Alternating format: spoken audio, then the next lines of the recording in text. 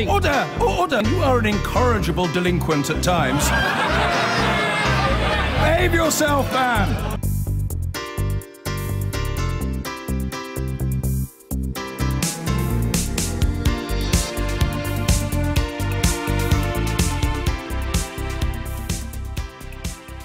Tonight we can reveal the major drugs plight of Dundee in Scotland, a city where the scale of drugs death is greater than anywhere in the United Kingdom, which in turn has by far the highest death rate in the European Union.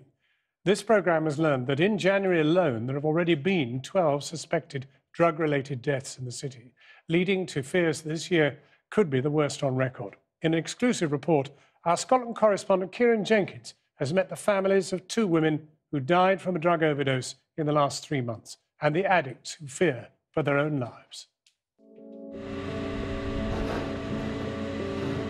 In the hearts of our towns and cities, they are almost invisible in plain sight. Hooked on drugs. All I could remember was sliding down the wall. Clinging precariously to life. She wasn't breathing on that, and that's when it clicked on. She's died. She's ODing. They are slipping in record numbers into lonely, undignified deaths. People don't understand how hard it is to take a 7-year-old's hand and follow your mother's coffin. This is Dundee, where drugs deaths are on a scale greater than anywhere in the UK. How easy would it be to get enough drugs to kill you in this city centre? 10 minutes and I'd be able to get enough, well enough to kill myself and 3 people over. It's that easy. Andy and Cheryl are heroin addicts, prescribed methadone to control their addiction. They sit on Dundee's High Street, and the drugs come to them. We've barely been filming an hour in this spot when our camera picks up an approach. There's just that much going around. We've been offered 2 bags for £5 and everything, knocked it back again. What's this, heroin? Yeah.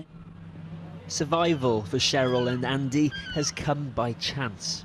9 months ago, one evening on heroin and Valium was almost their last. Next thing I woke up in my bed and I had a strap on my... And I says, where did I get that from? I've been in the hospital. They went, you OD'd yesterday twice. And I got out the hospital and me, like an idiot, he told us you only took half of it. So I went, where's my other half again? Took the other half, and exactly the same thing happened again. So you OD'd on half of it, and then when you came to, you took the other half, and OD'd again. Yeah. Well, did you know that it was always a risk? I just didn't care at that point in my life. You sort of knew there was a risk, but you just didn't think it would really happen to you. You did really think that it wouldn't have happened but I'm to you, saying I didn't you? didn't care. The drugs problem here would be chilling if things simply got no worse. Already in Dundee, the death rate from drugs is almost twice as high as in Scotland on average, and Scotland has the highest drugs death rate in the whole of the EU. But this year the numbers are frightening. We've learned that in January there were 12 suspected drugs deaths in Dundee last month alone. Susan Kennedy, mother of 3, died on January the 17th. Samantha Fern, mum to Ellie, died on November 23rd. In Dundee, grandmothers are burying their daughters and raising their grandchildren as their own. I tell Ellie the good things about her mum, how her mum was good and loved her. Liz Johnston has endured the sneers that come with being an addict's mum. I remember when one woman said to me, if I had my way, I'd shoot them all. And I just went, well, you'll not be shooting my daughter. For over 20 years, she supported Samantha after a childhood trauma from which she never recovered. How do you feel about the people who put those drugs in your hands? They don't care that they're killing people. They don't care. That doesn't matter to them. All they're interested in is their money. And Samantha died for maybe £10. So that's what her life was worth. £10 to a dealer. You just look at that photograph. What do you feel when you see it? I feel so sad. She was just lovely, she was stunning. I think it's Across the city, Kate has invited us to the flat where her daughter Susan lived. We sit 2 doors from the bedroom where less than a month ago her body was found. And did it feel like almost that once she began to take drugs all those years ago that there was no escape? Definitely. That's a definite. There was no escape. There was nothing you could do to stop her. I tried loads and there was not a thing you could do to stop her. She just kept doing it and doing it and doing it. Susan was mum to 3 children, the youngest just 10 years old. Do you think that Susan was ever exploited? Yeah, Susan, she got put on the game and that, eh? She got put on the game? Yeah. But that person would deny it. By a dealer? Yeah. What's it like living with that as a horrible. mother? Disgusting. How many deaths do you think it will take before something starts to change in Dundee? Oh, I think it'll take a lot more because there doesn't seem to be anything getting done. Drugs deaths in Scotland are 2.5 times the UK average and 8 times the EU average. In Dundee, the trend is unwelcome and not understood. This is a city yearning to reinvent itself. Where the demise of industry has been brutal, male life expectancy is among the lowest in the UK. You're a star. I know, I'm a hero. What we do know is that when users die here, they've normally taken more than one drug, commonly heroin and Valium type substances. Most of the guys that we've come in contact with over the last few years, probably 3 out of 5 of them have died in the last couple of years. Seriously? Yeah. How many sugars? Dundee's dealers are pushing increasingly lethal combinations, which is killing the men and women at the soup kitchen where nurse Kirsty Watt volunteers. Why is this happening? Why are so many people dying here? Honestly, I don't know. Drugs are so easily available. Valium at the moment is horrendous. Street Valium is not Valium. So what the guys are actually taking is not really like pure drugs. And what will it take to bring these numbers down, to stop people dying here? I think there needs to be more openness around it and more honesty. There's so much stigma around drug use, and calling them junkies and labelling them different things and looking down on people. They're human beings. It could be any one of us. On the high street, Cheryl and Andy have begged enough today for a hot meal. Now they're looking to get out of the cold. No, you're not getting that in Cheryl. We've tried that in before. What are you doing, just seeing if they've left the door open? Yeah. They say they're off heroin, but they're not entirely clean. With a strain of addiction, worry over housing, they're in a fragile state. I'll just check the sticker right the day the other one. I've got that. On you go. Cheryl, this will be perfect. This will be perfect. But the euphoria of a warm place to shelter is short-lived. Do you just repeat this again tomorrow? Does the same thing happen again? Yeah. Day after day after day. Yep.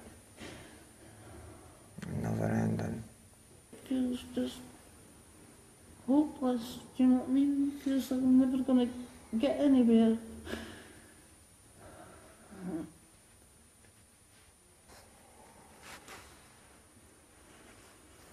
And this is life, I don't want to be here.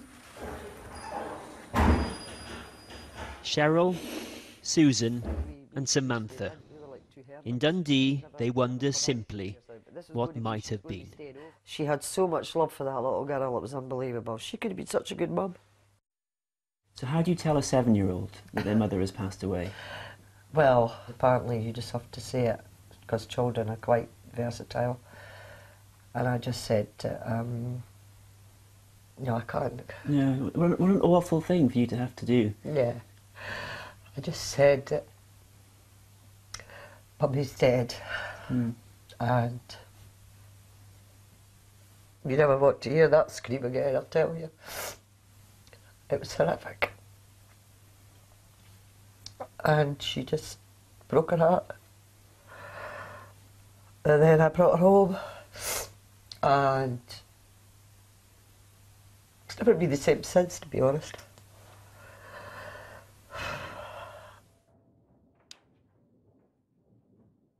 Well, now, earlier I spoke to Leslie Chandler. He's a former heroin and crack cocaine user who is now clean and studying at university and volunteers for the drug and alcohol charity Addaction.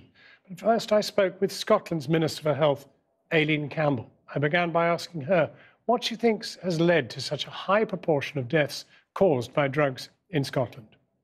That is down to a number of reasons. There has been historically higher numbers of people in Scotland taking drugs, and now what we're seeing is an ageing cohort of people who have been using drugs for a long time with a number of comorbidities coming through and unfortunately dying prematurely. So that is something that weighs very heavily on me. The first thing everybody must notice is the need for shelter. And that's one of the things it's difficult to explain in Dundee. It's not a big place. It ought to be possible, surely, to somehow provide shelter for the, well, quite large number of people who find sleeping around in doorways. Well, absolutely. There is a need for us to work not just within health services, but across different professions, disciplines, to make sure that we have a focus on treating all the complex needs in that person's life. So you could go and treat the addiction, but if you're ignoring the housing element, if you're ignoring the mental health element of that person's needs and requirements, then that would only be treating one part of the problem and you wouldn't be successful. So that is why... I don't want to be rude, but I mean, but that's your job, isn't it? This isn't new. In 2014, you recorded 21% of the drug deaths in Britain, and yet you only have 8% of the population in Britain. So that means there is something going wrong in Scotland that is particular to Scotland. What is it? So I said this is an ageing cohort of people who are coming through and have had many years of substance misuse. Now, in part, we can point to a study and research that was done by NHS Health Scotland, which also looked at the economic policies of the 1980s, which led to feelings of hopelessness, people who are less resilient to cope with those economic changes.